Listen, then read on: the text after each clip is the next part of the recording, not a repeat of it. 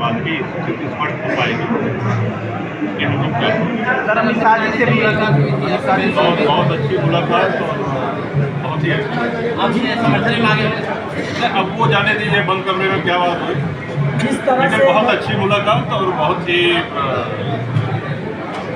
जिसको हम कहेंगे कि यादगार।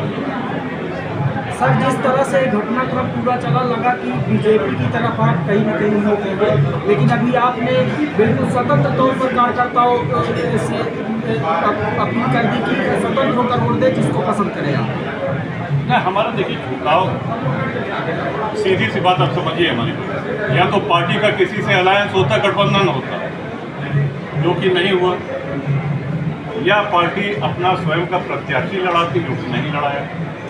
तो ऐसे में सभी कार्यकर्ताओं का ये था कि अब हम लोगों को क्या करना चाहिए।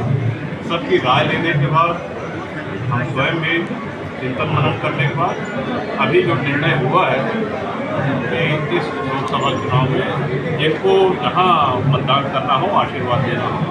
ऐसा सर आगे की रणनीति क्या होगी जनता पर? अब आगे जिसको जनता आशीर्वाद देगी वो सांसद होगा। सर एक सवाल, सर राज्यसभा में जिस तरह से आपने बीजेपी को समर्थन दिया, मीडिया में तमाम तरह कयास लगाए जा रहे थे कि कौशाम्बी सीट राजा भैया खाते में जा सकती है, फिर बात कहाँ नहीं बन पाई सर? देखिए पहले तो हम ये बता दें कि जो मतदान हमने किया था उसकी कोई शर्त नहीं थी, कोई मांग नहीं थी और कोई नखरे भी नहीं थे। कई बार बात बनती है, कई बार नहीं बनती, उसमें मन छोटा करने की आवश्यकता नहीं। आपने पार्टी बनाई, आपने तुरंत चुनाव लोकसभा का लड़ा भी था, काफ़ी अच्छे उत्तर भी दिए थे, लेकिन इस बार ऐसा क्या हो गया कि आपने चुनाव नहीं लड़ा? उसका कारण हमने बताया।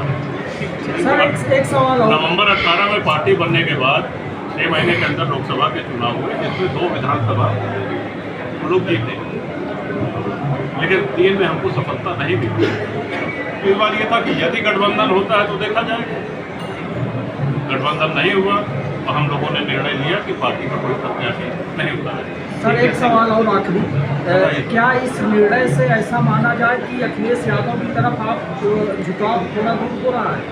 आप पूरी सभा में रहे, जैसा कि आप लोग जानते हैं जनसत्ता दल का कोई भी प्रत्याशी इस संसदीय चुनाव में कौशाम्बी को प्रतापगढ़ से नहीं लड़ा। हमने वो कारण भी रखा आप लोगों के सामने और बराबर पूरे क्षेत्र से समर्थकों का, मतदाताओं का, शिक्षकों का, कार्यकर्ताओं का फोन और संपर्क करके ये प्रश्न उनसे बराबर हमसे पूछे जा रहे थे कि करना क्या है।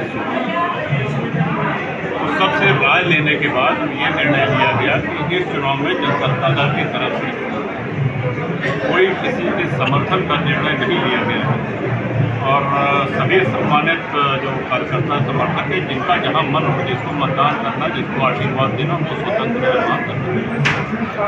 भाजपा संजीव बलियान किए थे और सपा कैंडिडेट दोनों प्रत्याशियों से सर आपने मुलाकात भी किया कौशाम्बी के?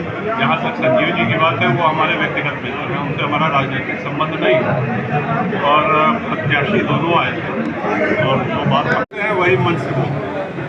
आप हमसे बंद कमरे में भी पूछेंगे तो हम वही चीज़ कहेंगे जो हमने मन से कही। इनकी जहाँ इच्छा हो वो वहाँ मतदान। ठीक है, समर्थकों की भावनाओं का सम्मान हो। बिल्कुल, बहुत बहुत धन्यवाद।